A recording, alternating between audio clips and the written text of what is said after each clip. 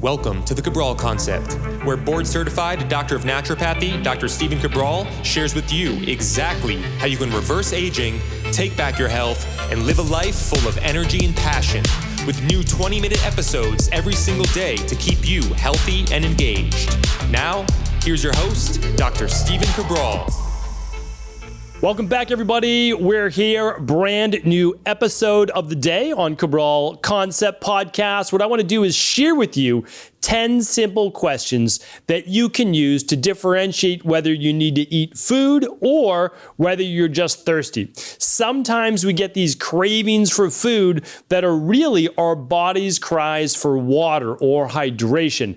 I want you to be able to go through these 10 questions, plain and simple, differentiate for yourself whether you are hungry or thirsty. Of course, it's not medical advice, but this is going to help a lot of people to be able to discern whether they need to go out, yes, and eat food, or should they just start with a glass or two of water. All right, let's dive right into it.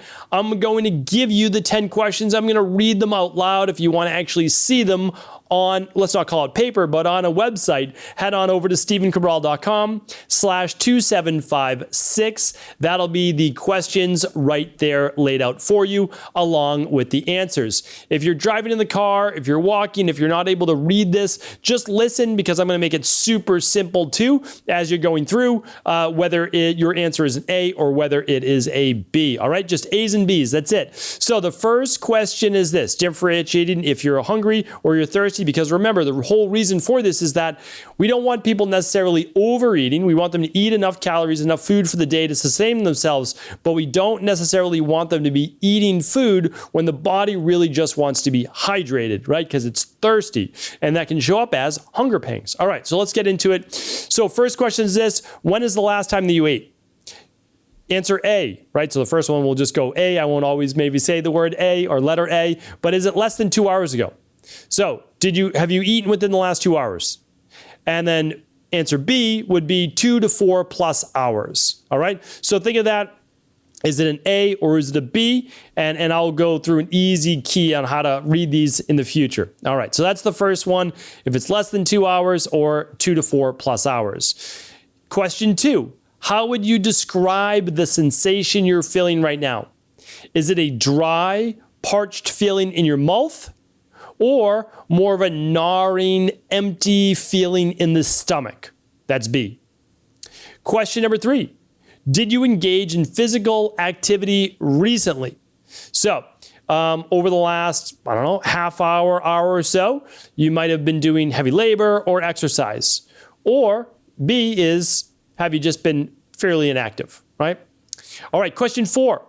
Have you been sweating more than usual? Sauna, outside in the heat, etc. Answer A, yes. B, no. All right. Now on to question number 5. Are you experiencing any headaches or dizziness? Answer A, do you also have dry mouth and cramping while experiencing the headaches and dizziness?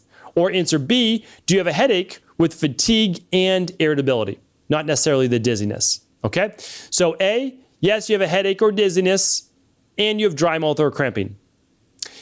If you have a headache with fatigue and irritability, that's answer B, okay?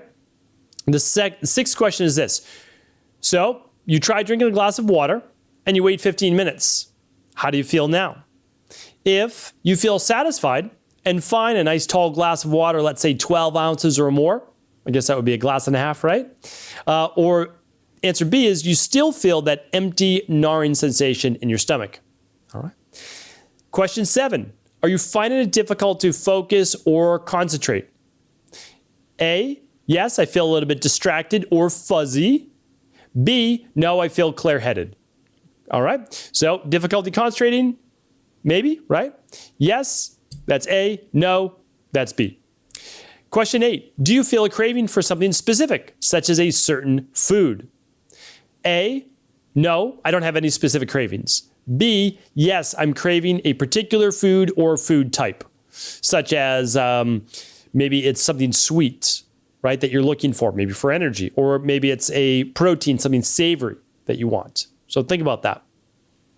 And then answer A to that was no specific craving, maybe just salt. All right. Question 9. What color is your urine? So the last time you urinated or try to urinate, is it darker yellow or brown? That is answer A. B is a pale yellow or clear. And question 10, are you experiencing any dryness in your skin or eyes? So answer A, yes, my eyes are feeling a little bit dry. Or B, no, they feel normal. All right, so as you're going through those questions, you may have noticed a little bit of a trend. And the trend was that if you answered mostly A's, it most likely means that you're experiencing thirst, that your body is actually crying out for water. And I'll give you those as a quick relay. So you've eaten within the last 2 hours. You feel dryness in your mouth, or maybe your eyes as well, which we just spoke about. You've exercised within the last half hour or so. You've been sweating more than usual. You have a headache or dizziness, and it's usually with maybe a little bit of dry mouth or cramping as well. You're finding it difficult to concentrate, like a little bit fuzzy-headed. And number 8 was you don't have any specific cravings, even though you're hungry. Your urine is typically a darker than pale yellow or clear, so it's a darker yellow or brown. And as I said before, you're feeling a little bit more dry, eyes, skin, lips, etc. So those are mainly signs that you're thirsty, not necessarily hungry. And the very best thing you can do was actually given away in question 6 was to have a glass or 2 of water. Feel free to add some lemon and a pinch of sea salt as well for electrolytes. And that might help with the low electrolytes that you're dealing with as well. Lemon, very high, or lime, high in potassium, and then sea salt, high, obviously, in sodium. So that can help. And then wait 15 to 20 minutes. See if that took away your hunger pains. All right? Now, if your answers were mainly B's, it was you ate more than 2 to 4 hours ago. Question number 2. You have a gnawing, almost like a pit-like feeling in your stomach. Okay? That empty feeling in your stomach. You have been inactive. Let's just say that. So, because you always want to try thirst first if you've been active. You haven't been sweating more than usual. You have a headache with also fatigue and irritability. That could be low blood sugar. So, time to eat. Let's see. On 6, it was you feel that gnawing sensation again in your stomach, even though you had some water. You don't feel difficult to concentrate. You do have a craving for a particular food, whether it be salty or sweet.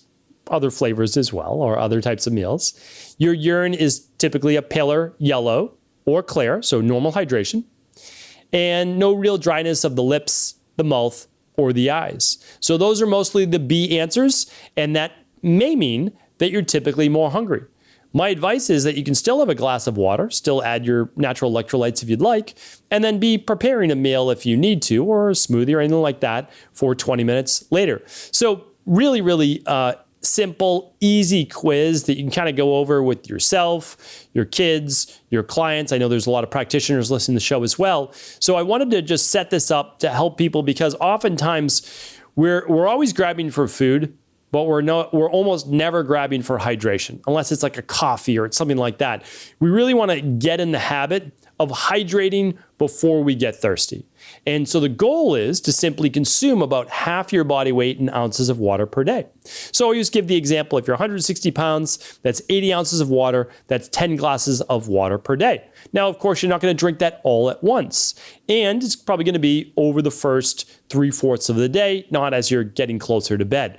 But it's also not that difficult because fruit and smoothies count as hydration. Your herbal teas count as hydration. And of course, the water that you're drinking throughout the day. So it's not necessarily that challenging, especially if you make yourself like a 24 ounce or 32 ounce smoothie. Well, that's anywhere between 3 and 4 glasses of water right there out of your 10, if you weigh 160 pounds or so.